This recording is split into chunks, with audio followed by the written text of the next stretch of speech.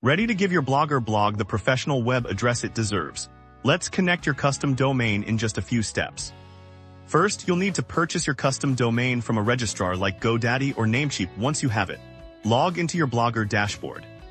In your blog's backend, navigate to the settings section, look for the publishing option, and under blog address, click on the link that says set up a third-party URL for your blog.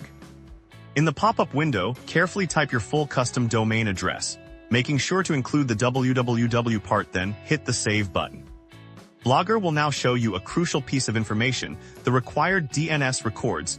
You'll need to create a CNAME record for the www version, and 4 records for the non-WWW version of your domain. Now, open a new tab and log into your domain registrar's website. Find the DNS Management or Zone Editor section for your domain.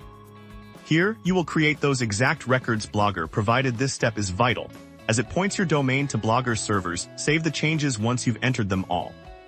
After saving, the final step is patience. DNS changes can take up to 48 hours to fully propagate across the internet. Once propagation is complete, your Blogger blog will proudly live at your new custom domain, instantly boosting your blog's credibility. Thanks for watching.